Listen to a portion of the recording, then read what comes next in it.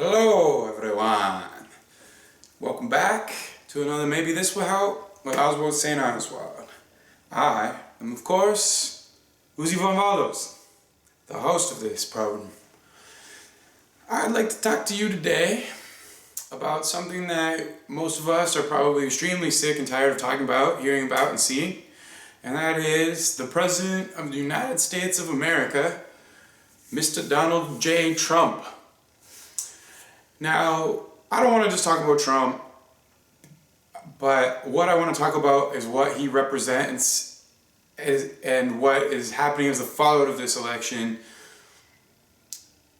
as an example of energy in the real world, as an example of collective consciousness in the real world. So, Trump, say what you will about him, he seems like a big ego-driven man baby. But I've also heard him say some pretty on top of crap shit. Sorry for the swearing. But, you know, he's saying the world elite need to be taken down. These banks are doing bad things to our economy and things like that. How much of it he believes, I don't know. How much of it's lies, I don't know. I don't really care. I just know that I've seen both ways from him, good things and bad things, and I honestly believe that the reason he's calling out the world elite is because he's mad at them because they wouldn't let him join him. I don't think it's a love for people thing. I think it's more of a revenge on his enemies type thing. But that's just what I believe, and everybody else that you talk to has a different opinion on good or bad. But what I really want to talk to you about today is what the energy is, the collective consciousness. So what we know about energy now is that when you put out hate, you get hate back. When you put out fear, you get fear back. And this is a perfect example of how did he get elected. He got everybody riled up and fearful. And when everybody's riled up and fearful, then it's very easy to let them hate out. And he's putting lots of that out into the people, and the people are giving him that back. He doesn't know the difference. He just thinks he's getting their energy. And most of the time, you know, I've heard Ronda Rousey say it, I've heard other actors say it, I don't care what you think of me, as long as you're paying attention to me, I'm getting your energy. And that's true.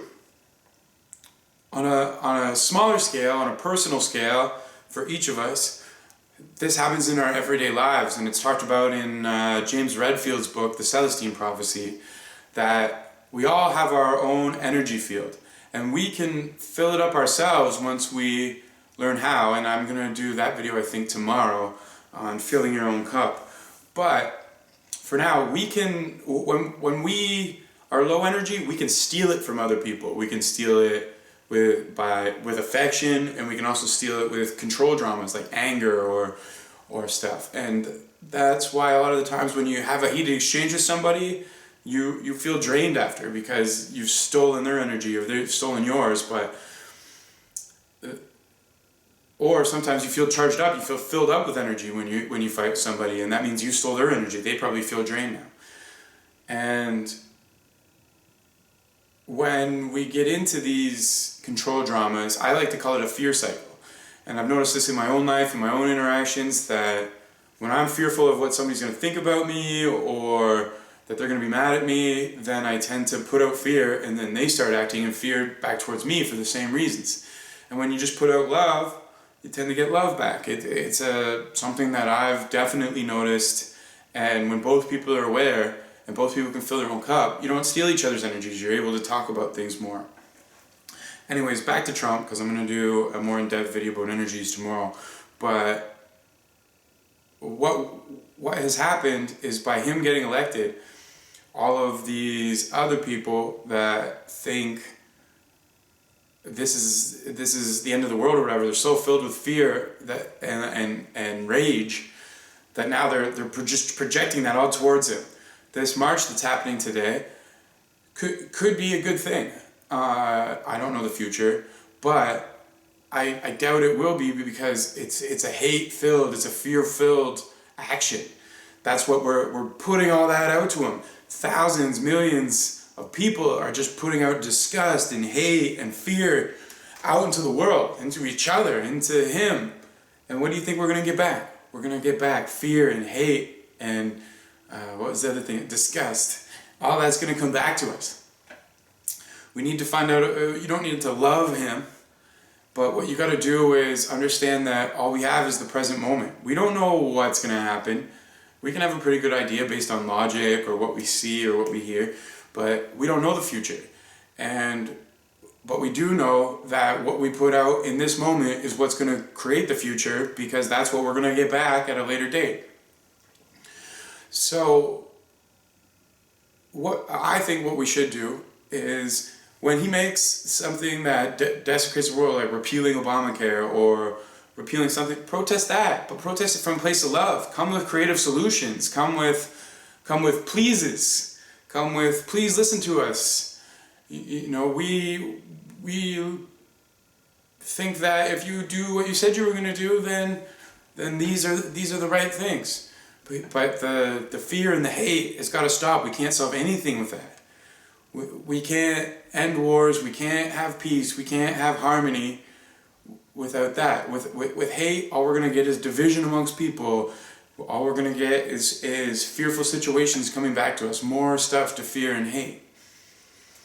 If you stand at a rally and any activism really, if you go to any activist thing and you do it with rage, if you rage against the machine, you're going to get rage and hate back. You're going to get something to rage against. That's just the law of attraction. That's the way of energy. It's the way the world works. And if you come at a problem with love, if you don't let that hate take over you, you'll have creative solutions. Someone once said that if you don't talk about a problem without having a creative solution or a solution, then you're just whining. And that stuff, it isn't good for us. It's poison for us to carry around inside of us. It's poisonous energy for us to have inside our bodies. And he doesn't even know. And you're putting that out into people. You're radiating that out into your house. You're radiating that out into your community. Every like-minded person that is affecting the global collective consciousness with fear and hate. And that's what we got to keep in mind when we're dealing with things like Trump or anything that wants to instill fear and hate in us, is that we have to fend off those negative thoughts. And it doesn't mean we have to love Trump, but it means that we have to come up with creative solutions. It means that we have to try our hardest to come from a loving place when protesting him or trying to counteract his ideas. Like Obama said in his speech, we are the ones with the power. If we, instead of standing and complaining or spending all your resource to go to Washington to go to a march or going downtown to go to a march, start a movement, start an activity, find a way that you're passionate, that you can make a positive difference in the world, so that you're counteracting the negative that Trump brings us, if he does bring us that.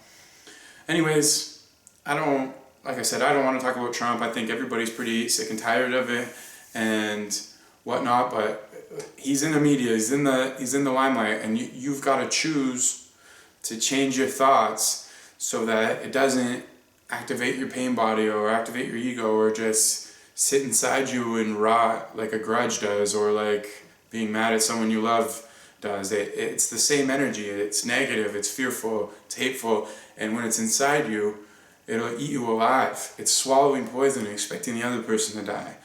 And it's just bad. It's just bad. So anyways, keep that in mind when you're going forward and this stuff is going on for the next couple of years. And we can't change that right now. We can't change that he's the president. All we can change is how we react to it. End the war within yourself to end the war outside. Go within yourself and hear yourself, and that will affect the collective consciousness and counteract what's going on with that. What's going on there is not important, and we don't know the future. All we know is the present, and if we respond to what's in the present only, and we respond to it with love, then we're going to get a different future than if we react to everything he's done and everything we believe he's going to do, living in the past. And past pain creates future fear. And if we're living in the past and we're living in the future, we're not present, and we're reacting, and we're putting out hate, and that's going to shape the future into a hateful, fearful world. So I hope that makes sense to you. If not, please message me and we can talk about it. This is a highly debatable topic, and I would love for all you people with strong opinions on this to debunk, react, respond. Just bring it in. Maybe we can talk about it. So I love you all so much. Until tomorrow, have a great day. I know I'm going to have a great day. And later days, my friends. See you all.